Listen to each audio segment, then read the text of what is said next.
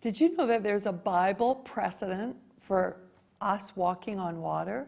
Jesus said, the works that I do shall you do also, and greater works than these shall you do.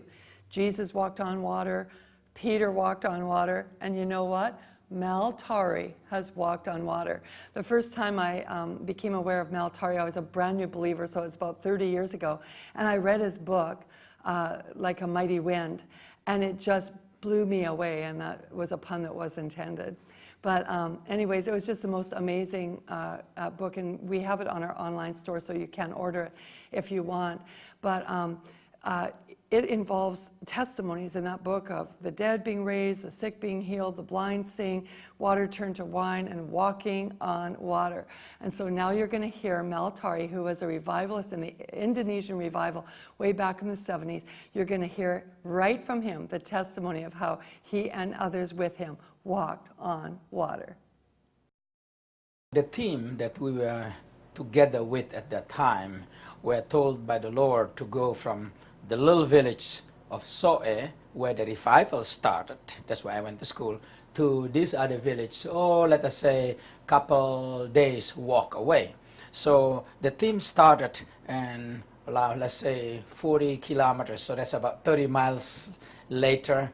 So let's say if you walk 3 miles an hour, no, that's a little awfully fast. So a little, we had to have to walk to finally half a day or longer to come to where the side of the river.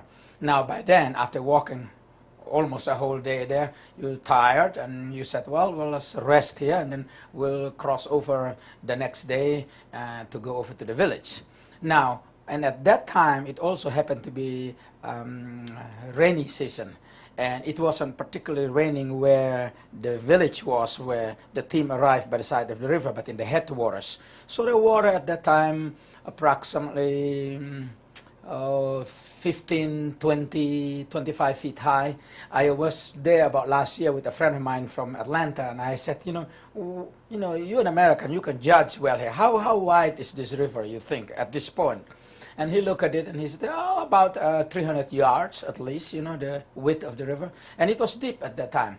And so when the team arrived on this side of the river, wisdom or human wisdom in their mind, they said, well, let's just park here and spend the night, and we'll go on when the water comes down.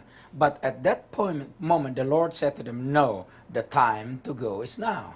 And of course, we said, Lord, why now? I mean, the river is high, and you're going to kill yourself crossing right now. But the Lord said, go now, because the people in the village, in the other side that you're going to, they need to hear the gospel. So it is important for people that hear this testimony here to understand that we weren't there looking for the miracle. We weren't even expecting or thinking that it's going to happen. The mission that we have is the lost. And God told us to go to bring the gospel or preach the gospel to the lost. So that is where our mind were focused on. And so, like I said, we are thinking to go the next day or whatever, but since the Lord specifically said, cross now, so we did. Well, after a little hesitation, one asked the other one, said, are you sure, and all that. And we finally said, okay, if the Lord wants us to do it, we do it. So the team actually crossed the river, and the unusual or funny part about it is that as we crossed the river, the water never come any higher than our knees. So we were thinking, this is great. Maybe it wasn't really that deep to begin with, So we're happy, so we crossed over and we went over to the other side. Now, after we got to the other side, that the people over on this side, which weren't part of the team, they said, maybe the river wasn't that deep. They have the same thought. So they tried to get into the water, but when they got into the water, that is when they realized that really the miracle has taken place, because they almost killed themselves by walking in onto the water. So we got over to the other side, walked over to the village and preached the gospel, and that is when the first man was raised from the dead, and I can tell you about that later, and that's how the whole village came to the Lord. But you see, one thing I would like to say about the miracle is that when it was happening, we weren't even realize it, because at that time our mind wasn't in the miracle.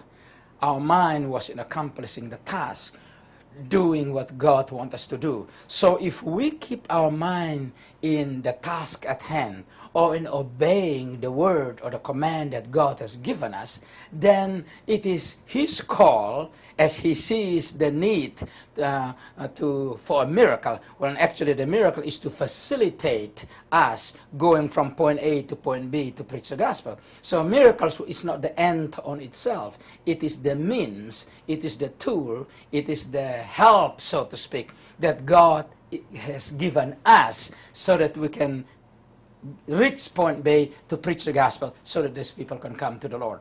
You know, a friend of mine asked me some years later and said, Mel, you guys still cross the river? And he meant that particular part of the river. I said, no. He said, why? I said, well, because the Australians came and built a bridge over the river, so it's easier to just cross the bridge than